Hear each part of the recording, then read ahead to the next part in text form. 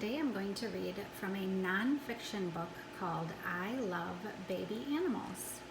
So a nonfiction book is real information about real things in the world, and this is obviously all about baby animals. Now this is a pretty big book, so I'm not going to be reading every page right now.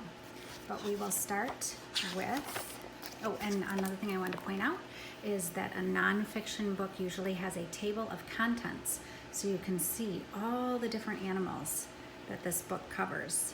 And they're in alphabetical order, so all the ones that start with A, and then B, and then C. So lots and lots of animals in this book, but I'll just share a couple with you today.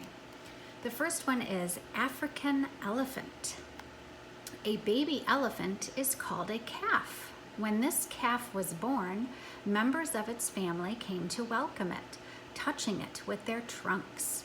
The calf feeds on its mother's milk, but as it grows, it learns how to find and eat plants. So what is something you learned about African elephants? Share with someone at home.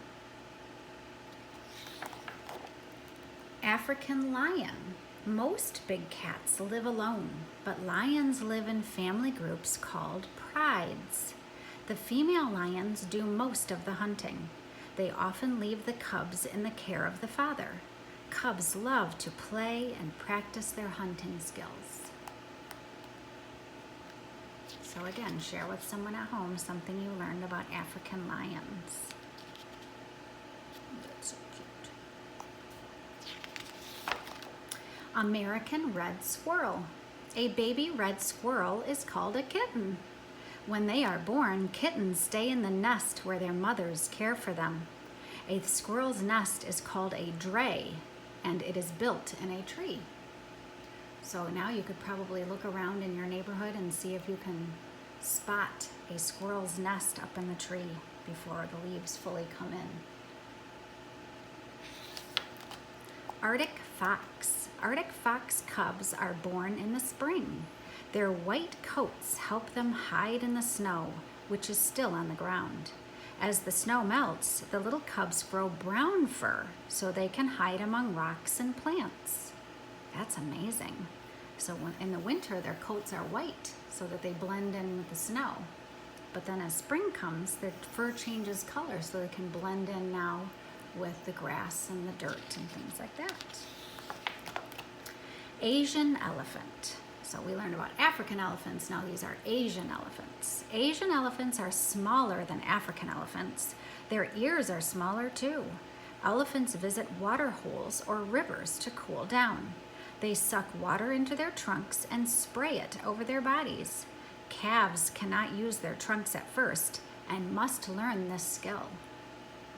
So baby elephants aren't able to squirt the water up. Bat-eared fox. Bat-eared foxes live in grasslands in Africa. They dig burrows to make dens for their families or live in burrows already dug by aardvarks. These foxes eat dung beetles, which they listen for with their large ears. Cubs or pups love to play.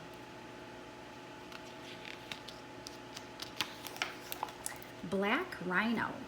Black rhinos live in forests, grasslands, and deserts in parts of Africa. Rhinos are very rare in the wild because they are hunted for their horns.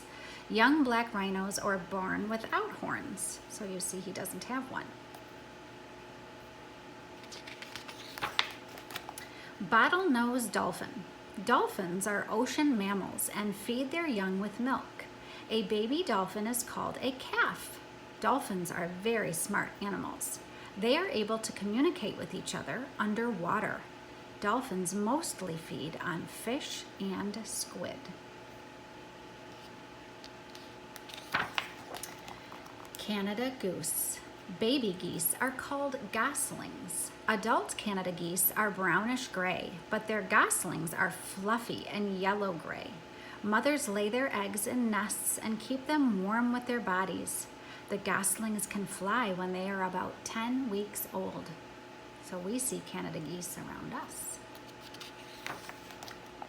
Cheetah.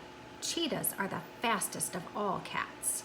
The cub's mother catches food for it to eat. Cheetahs live in the African grasslands. The cub's spots help it hide in the grass. Look at this fluffy little guy.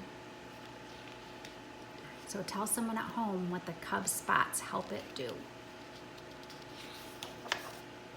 Let's read one more animal.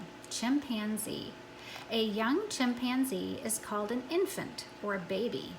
Chimp babies hold on to their mother's fur as she climbs through trees looking for fruit, leaves, and bugs to eat.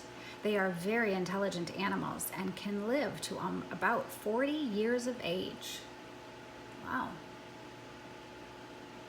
So, you can choose one of the animals that you just heard about, draw a picture of that animal, and then write about something you learned about them. Have fun.